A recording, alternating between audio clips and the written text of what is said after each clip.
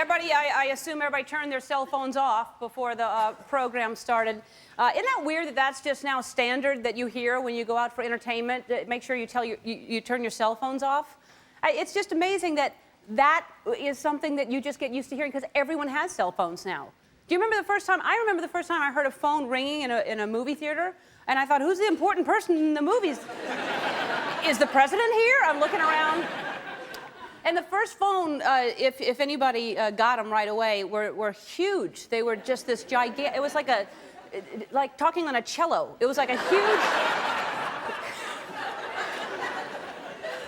And now they're tiny little things. They're tiny, just. Hello. Hello. Hello. Cutting out. Oh, my phone's ringing. Hello? Everybody's got them because they're so cheap now. They're so affordable. You know, because the first phone, I just saw an ad for the very first phone, which was that huge, gigantic, thick thing that was, it was $4,000 for the first phone. And now, they're just giving them away. And it's so competitive now. It's a joke. They started out like giving you 30 free minutes. Remember that? And then they gave you weekends free. And then it was nights and weekends. And then it was nights, weekends, and peak hours. And now it's like 100 free minutes anytime except Friday between 2 and 4. And, but somehow your phone bill is still like $276 a month. I don't know how. But,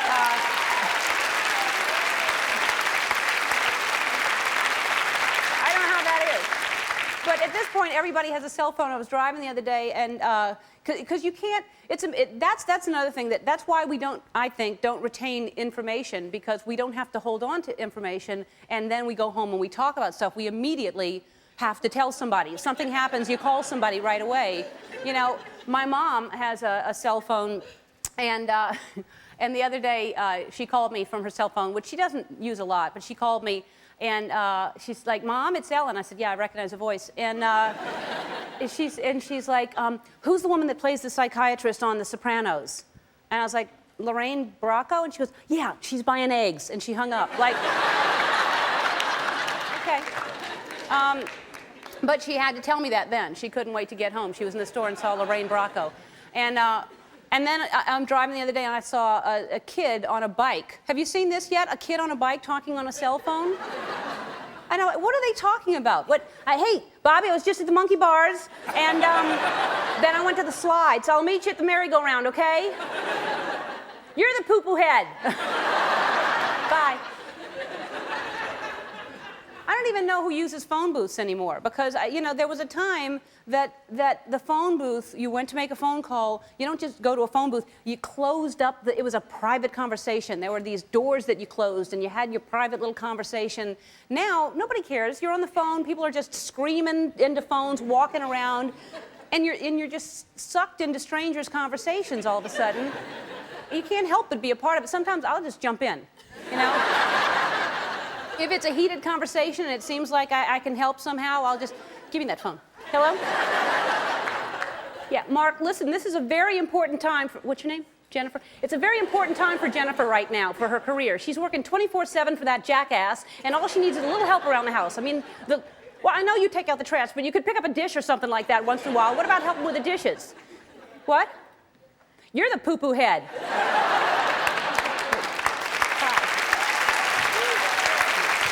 I wish I could be there in person to thank everybody, but I can't. I'm doing this. You know what I should do is I should send, I'm going to send my cardboard cutout there to they have the car show is going on, the auto show. Oh, wow. That's what I'm going to do. I'm going to send my cardboard cutout. It comes in handy. I suggest everybody gets a cardboard cutout. She does my nude scenes for me. She does it all. So I'm going to send the cardboard cutout Ellen to Detroit to the auto show, and that'll be this week sometime. All right, good. Motown. To Motown. Motown. And now, guess who's on the show today? Do you know? I'll tell you. Anthony LaPaglia is on.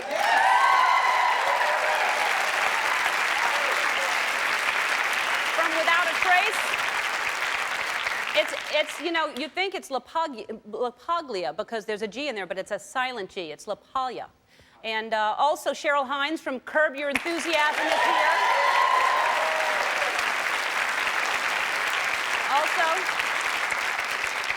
Also with a silent G, Cheryl Hines, you do not pronounce the G. Larissa Meek from Average Joe, Hawaii is here also.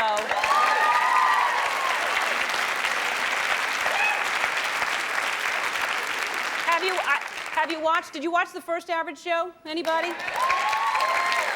Did you see this last? Are you watching the new one now in Hawaii? 4 of you? All right. You'll get caught up in it. I got caught up in it. It's very interesting to see what, and I can't wait to talk to her about. It's good. I get excited about shows like this. I don't know if I should, but I do.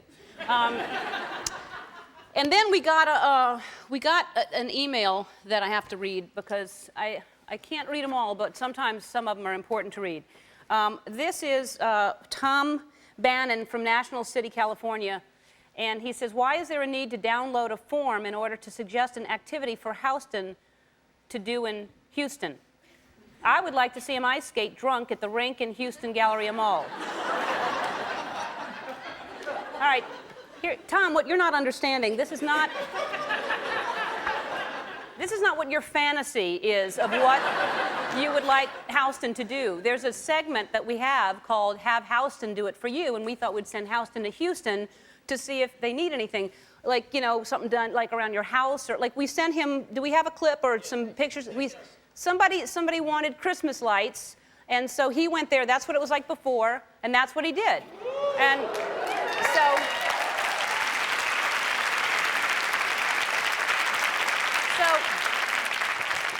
that's what that's about. And Houston's never been to Houston, so the whole idea is for Houston to go to Houston and figure out who's pronouncing it wrong. And we're looking for good, clean, sober fun. We know no drunk ice skating. We're not looking for that. So if you're from Houston and you have something you want Houston to do, you go to our website and you can send us a tape and we'll send him there. And Monday, probably one of my favorite days of the week, just for this reason alone, we have a segment called What Are You Doing While You're Watching?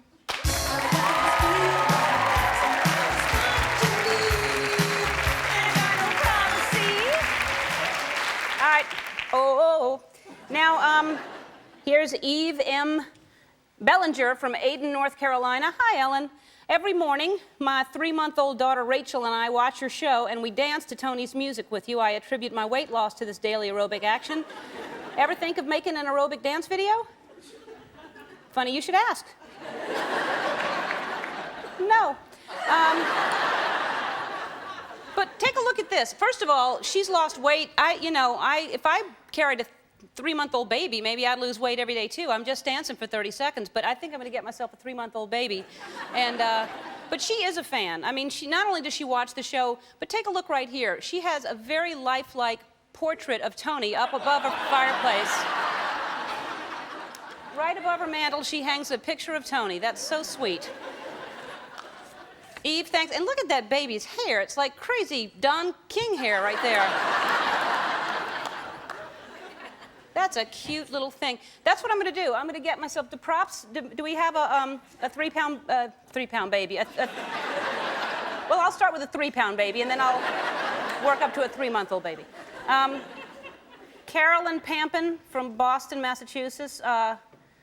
Okay, look at Carolyn. Here she is. She's in a no laughing gas needed here. We're in the operating room while we're waiting for the nurses to get a patient. All right, listen, I'm proud of the show, but I don't think we should replace anesthesia. I really don't. I don't know what time we're on in Boston, but you might not want to schedule surgery at that same time, you know? Can you imagine laying in surgery and hearing, nurse, scalpel? Just a minute, Ellen's dancing. And then you're just in there and you just hear beep, beep, beep, beep.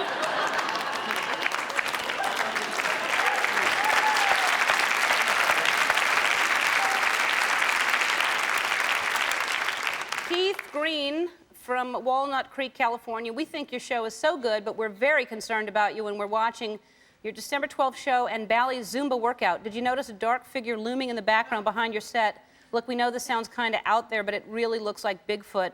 Your loyal and now concerned fans, Keith and Tom.